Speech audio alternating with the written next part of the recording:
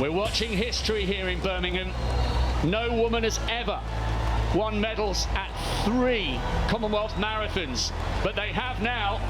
It was actually probably as a junior when I won my first national gold medal at the cross-country championships at Yarra Bend in Melbourne. That's when I remember watching Moneghetti and some of, the best runners in Australia out competing, and when I won a gold medal that day, I developed a little bit more belief in myself, and when I revisited the sport in my early 20s, I think that little moment just had sparked something in me. After bronze in Glasgow and bronze in the Gold Coast, to tears of delight, it is all gold.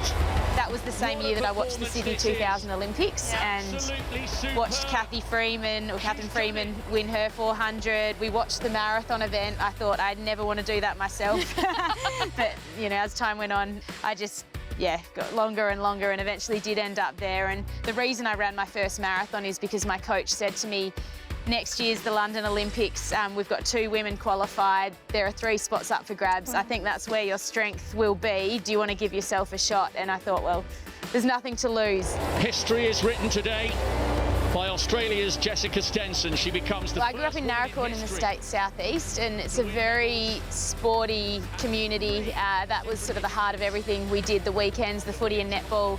Football wasn't really an option for the girls. I played netball and absolutely loved it. I think from the age of 10, I was always aspiring to mix it with the big girls, and we came up here for the country carnivals, and I wanted to be a Thunderbird one day. But as a 5-year-old, I did do school cross country, and the endurance running was where my strength was. I never made the sprints teams, but cross country, I found myself winning races, and I wouldn't say I loved it, but I loved that satisfaction that came with crossing the finish line. I just would get incredibly nervous beforehand, so that took a little bit of the enjoyment away for me. But then once I started to make teams and travel and make teammates, that's where running became a bigger part of my life. And it was in my early 20s when I decided to focus on running as opposed to netball.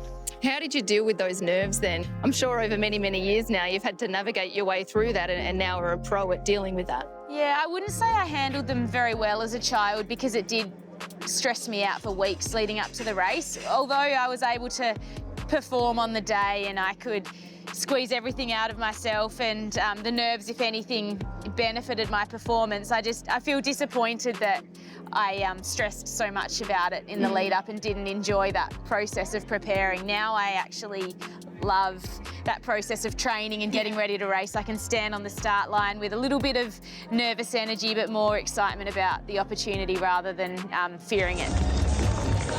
You've had a lot of success over the journey. I guess the work that goes into all of it, you've got an incredible team around you that support you as well, but it must have been pretty amazing to come through with that gold.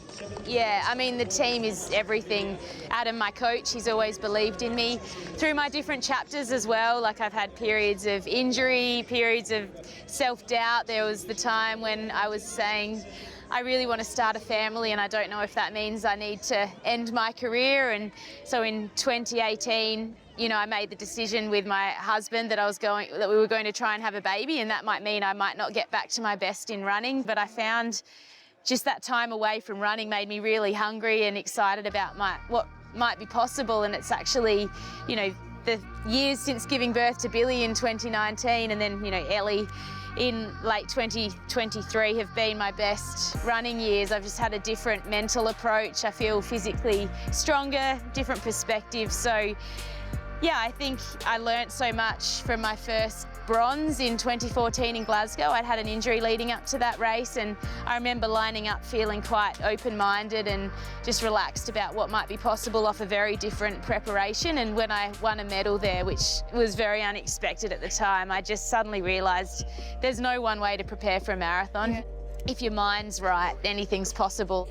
You touched on, I guess, the mental side of it and your mentality around it. For young, I guess, athletes that are coming through and really want to follow in your footsteps, what advice would you give them around, I guess, ensuring that you're happy, you're healthy, and ultimately doing what you can to perform at your best? Yeah, my advice to young ones would be to really remind yourself that you're out here because you want to be. There's an incredible opportunity. Like, no one's making you do it. Try and just see the opportunity for what it is and be excited about what's possible and take that pressure off yourself. Enjoy the people in the sport. That's huge for me. I was worried when I stopped playing netball and went to running that I was leaving a team sport for a very individual sport, but running, there's such a strong community, and I really lift from, you know, being around my teammates, and I think the more you can draw upon that, the more enjoyment you can find in sport as well. And it takes the pressure off when you're out there as a team rather than an individual.